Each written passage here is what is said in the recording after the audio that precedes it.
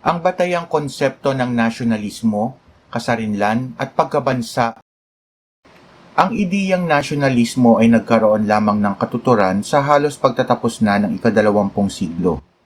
Ito ay kinikilalang nag-iisang salik na naging sanhi ng mga pangyayari sa modernong kasaysayan.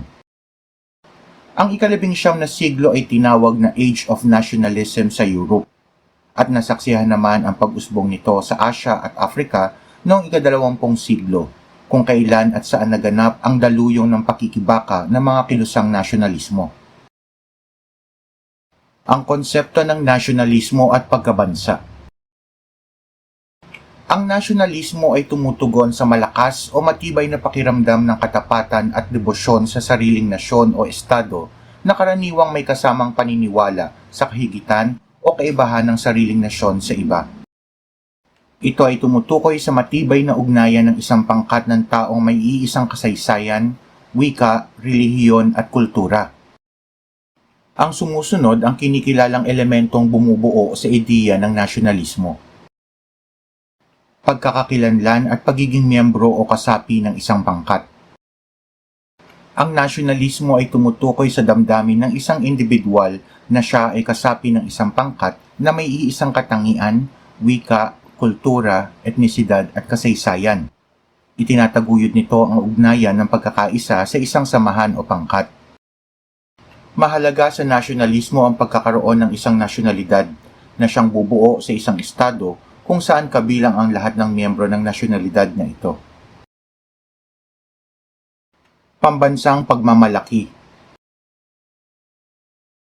Mahalaga ang pagpapakita ng pagmamalaki o pagpapahalaga ng isang individual sa kanyang bansa.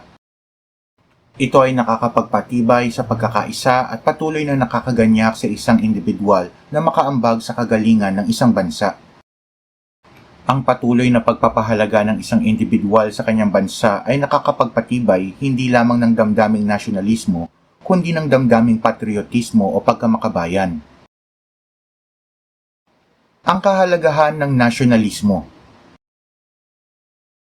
Ang damdaming nasyonalismo ay nahuhubog sa kalooban ng isang individual sa pamamagitan ng pagkakalantad nito sa pambansang awit, pambansang bandila, at mga pambansang lugar na may kinalaman sa mahalagang kasaysayan ng bansa. Mahalaga ang pagtatamo ng damdaming nasyonalismo. Ito ay bunsod ng sumusunod na dahilan. Nagbibigay ito ng inspirasyon sa pagiging makabayan. Ito ang pinakamahalagang epekto ng nasyonalismo. Itinatanim nito sa isipan ng isang tao ang damdamin ng pagkakaisa at pagsisikap na magsakripisyo sa panahon na kailangan ito.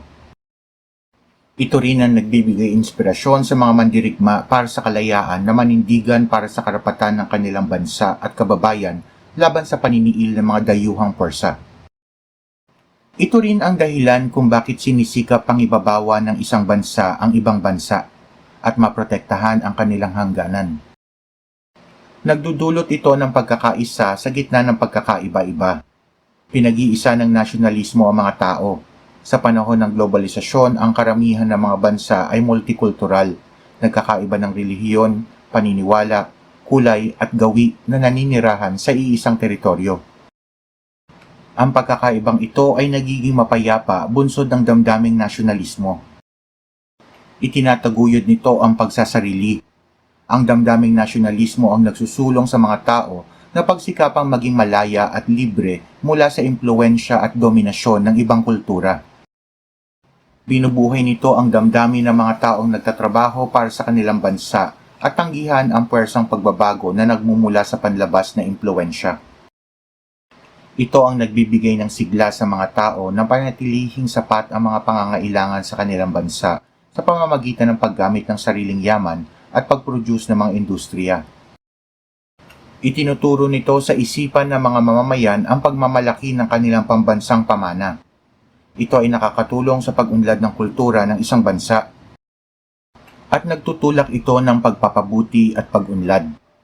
Inuudyukan ng damdaming nasyonalismo ang mga mamamayan na tratuhin ng mabuti ang kanilang bansa. Ang mga uri ng nasyonalismo. Iginigiit ng mga paniniwala at kilusang nasyonalismo na ang estado at bansa ay kinakailangang magkasama sa ideyang nasyonalismo.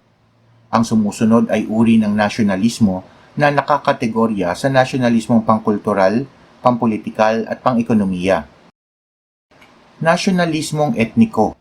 Sa ganitong nasyonalismo, ang nasyon at nasyonalidad ay nakabatay sa etnisidad na nagbibigay diin sa kaisipang ethnocentrism na may kinalaman sa mga usaping politikal na may kaugnayan sa pambansang paninindigan tungkol sa isang pangkat etniko. Ang ethnocentrism ay tumutukoy sa paniniwala na nakatataas o nakahihigit ang kalagayan ng isang lahi kaysa sa iba. Sa ideyang ito, hindi malayong husgahan ng isang pangkat etniko ang iba pang pangkat na maaaring isama sa isang katutubong pangkat. Ang bagay na ito ay maaaring maging suliraning pampolitikal o panlipunan sa isang bansa. Nasyonalismong kultural. Ito ay tumutukoy sa mga kilusang nagbibigay diin o halaga sa pagpapanatili at pagsusulong ng kakaibang kultura, tradisyon, wika at pamana ng isang bansa. Karaniwang binibigyang proteksyon nito ang kultura at pamana ng isang bansa sa halip na lahi, etnisidad o pagkabansa. Nasyonalismong sibiko. Ito ay tumutukoy sa nasyonalismong nakabatay sa pag-angkop ng mga pagpapahalagang nagmumula sa mamamayan ng isang bansa. Ang pananatili ng isang bansa ay nagmumula sa pakikiisa ng mga mamamayan nito. Inilalarawan nito ang ideya na kinakatawan ng pamahalaan ng bansa ang kagustuhan ng mga mamamayan nito. Karaniwan itong iniuugnay sa progresibong mithiin tulad ng pagpaparaya, demokrasya at karapatan ng isang individual. Pan-nationalism. Ito ay isang uri ng nasyonalismo na lagpas sa hangganan at pangunahing pagkakakilanlan ng isang bansa upang makalikha ng higit na mas mataas na pagkakakilanlan batay sa pagkakahawig ng mga kasaping pangkat. Ito ay nagbibigay daan sa pag-iisa ng isang geographical na rehiyon, pangkat lingwistiko, lahi o rehiyon. Ang ilang halimbawa nito ay ang Pan-Slav movement at Pan-Islam o Pan-Islamic movement na nananawagan sa pagkakaisa ng mga Muslim sa daigdig. Ang nasyonalismong diaspora. Ito ay higit na nakilala sa tawag na nasyonalismong long distance.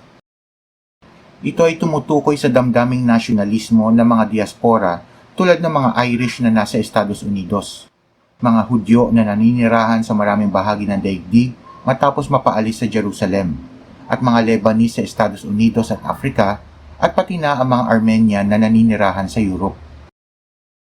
At ang extreme nationalism. Ito ang kadalasang tinatawag na ultranationalism o hypernationalism.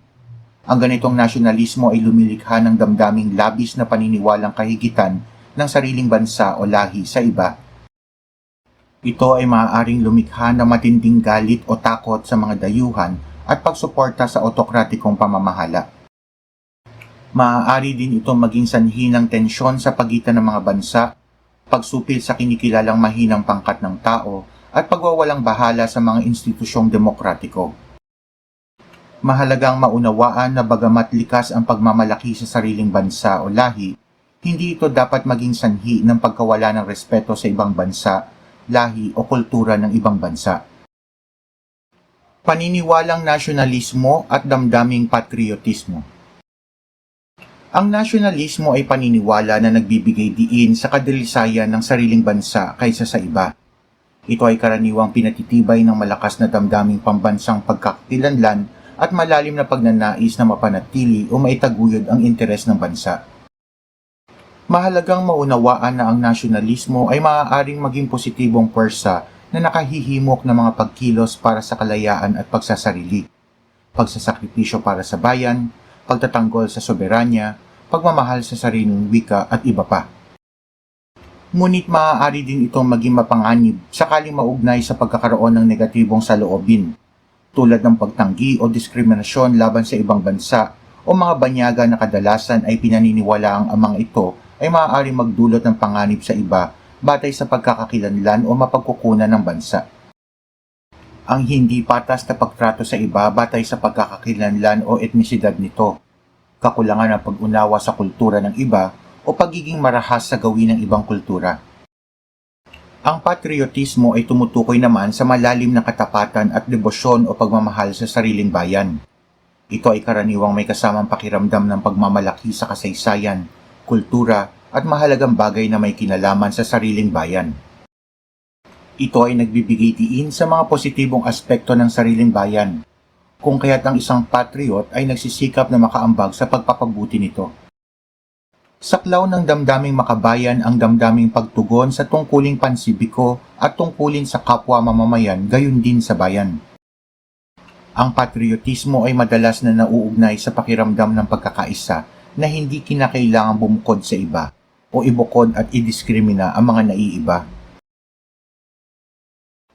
Ang konsepto ng kasarinlan. Ang kasarinlan ay tumutugon sa kondisyon ng isang estado, bansa o nasyon na pinamamahalaan ang sarili at malaya mula sa anumang impluwensya o panghihimok ng ibang bansa. Ang kasarinlan ay tumutugon sa kalayaan mula sa pagkontrol, pag-impluwensya at pagsuporta ng ibang bansa. Mahalaga sa pagtatamo ng kasarinlan ang sumusunod na aspekto. Ang pagkakaroon ng kalayaang politikal. Ito ang pangunahing elemento ng pagkabansa sa modernong sistema ng pandaigdigang batas.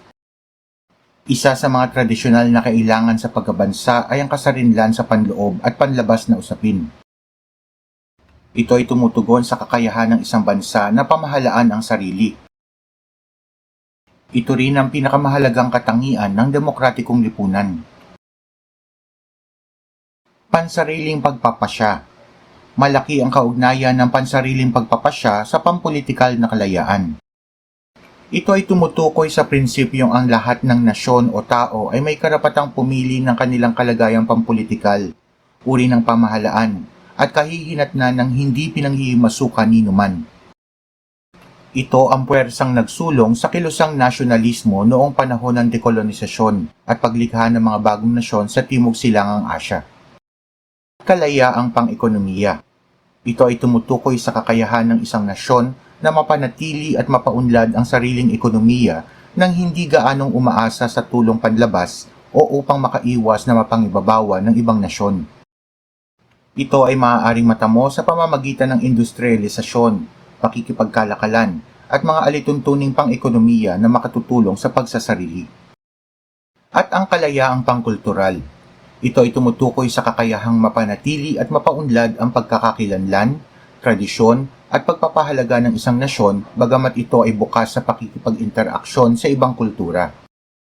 Ang pagkakakilanlan ng isang pangkat ng tao ay mahalagang instrumentong gamit sa pagtangi sa prosesong asimilasyon. Ang deklarasyon ng kasarinlan. Mahalaga rin ang pagkakaroon ng deklarasyon ng kasarinlan sa pagtatamo ng kalayaan. Ito ay formal na dokumento na naghahayag sa dahilan ng isang pangkat ng tao o nasyon sa paghahangad ng kalayaan. Ang konsepto ng pagkabansa. Upang maunawaan ang konsepto ng pagiging bansa, mahalaga na maunawaan muna ang kahulugan ng nasyon, bansa, at bansang estado. Ang nasyon ay tumutukoy sa pangkat ng mga tao na may iisang kasaysayan, relihiyon, o iba pang kombinasyon na bumubuo sa isang pangkat. Ang bansa ay tumutugon sa kung minsan ay tinatawag na estado at isang lugar na may sariling pamahalaan. At ang bansang estado naman ay isang malayang estado na binubuo ng mga tao mula sa isang partikular na pambansang pangkat. Ito ang pinagmulan ng katagang pagkabansa. Ang pagkabansa ay tumutugon sa kalagayang estado bilang isang malayang bansa.